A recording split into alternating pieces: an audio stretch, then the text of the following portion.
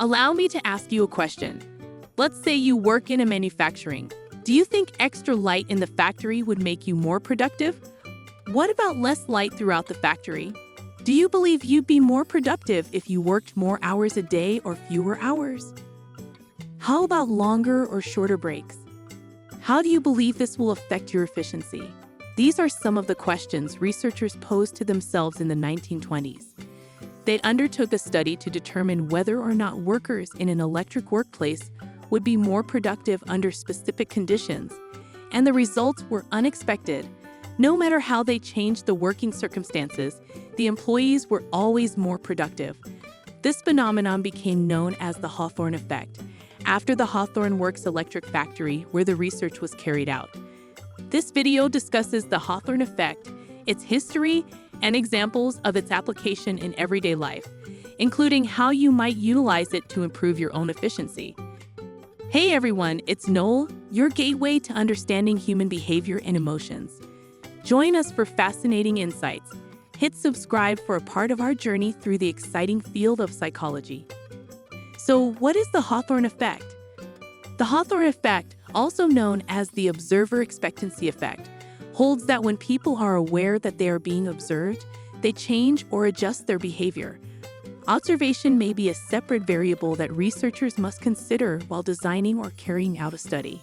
This becomes an issue when conducting experiments since it might be difficult to present a test without making participants feel as if they are being observed. And the Hawthorne Effect affects more than simply the individuals. Researchers believe that the Hawthorne Effect may cause the researchers to bias the data or interpret them erroneously. So why is this happening? The responses may vary depending on the study setting. Take productivity studies as an example. As part of the Hawthorne investigations, the workers may have received feedback on their productivity. That extra observation and feedback could contribute to higher productivity. For example, I know I work more harder when I am aware that I am being observed. Another cause is the demand impact. The participants may have wished to satisfy the experimenters by producing the outcomes they expected. This entails working harder even when variables such as working hours or lighting have altered in ways that could contradict the original theory. Another answer could be found in the individual's initial reasons for participating in the study. Throughout the Hawthorne investigations, participants began to question the researchers' objectives. They were concerned that the study might lead to layoffs, which could have a negative impact on motivation. One final cause of the Hawthorne Effect is a study involving people and a horse. If the experimenters or viewers are aware of the study's desired outcome, they may unintentionally distort the findings. So in the early 1900s, William von Holstein claimed that his horse, Clever Hans, could solve arithmetic problems. A German psychologist was astounded by this and proceeded to investigate the horse to check if the owner was a scam. And while fraud was not involved, the psychologist did see something odd. If the owner was present or knew the answers to the arithmetic problems, the horse responded correctly 89% of the time.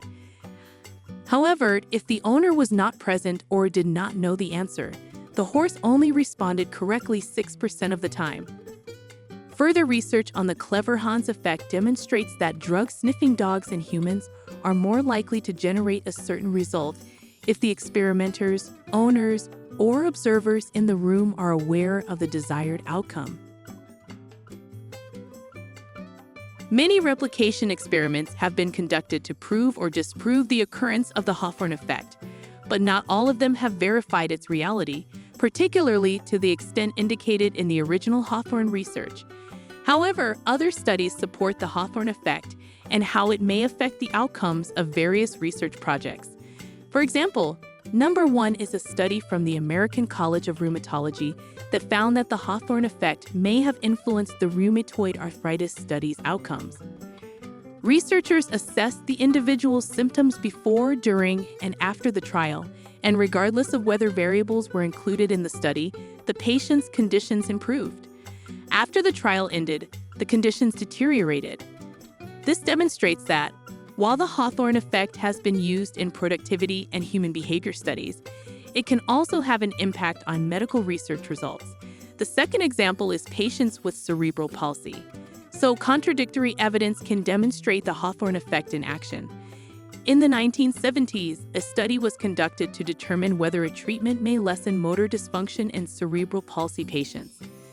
The researchers collected patient testimony on the treatment's outcome, as well as quantitative data from several tests administered to them. It came out that the qualitative and quantitative statistics contradicted each other. The patient claimed that the treatment worked for them, but the results indicated otherwise. This could lend credence to the notion that incentives, the demand effect, and something known as the compliance bias all have an impact on study results. Finally, consider the case of clinical studies. So when patients are selected for a clinical study, they may be banned from leaving the hospital or research institution where the test is being conducted. Some studies believe that the trial effect, as well as the Hawthorne effect, occur here. In addition to the changes and behaviors generated by observers, subjects may be influenced by the degree of care provided in the facility. Furthermore, they may be more inclined to follow the researcher's instructions, which may influence the results.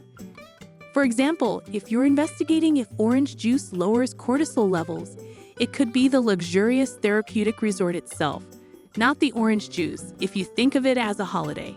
So in order to further investigate human behavior, researchers frequently require human trials. Now, the Hawthorne effect serves as a reminder that humans are difficult to work with and assess. How can researchers keep individuals from providing the responses they wish to hear?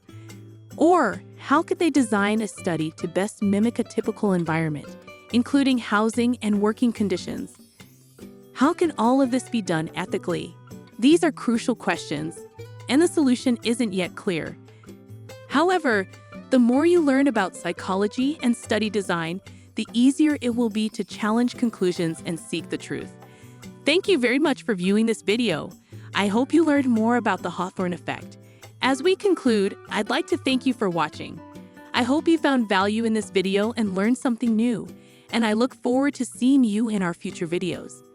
I would deeply value it if you could like this video and subscribe to our channel. Your support will help us to create more valuable content. What are the key takeaways from this video that you can share in the comment section?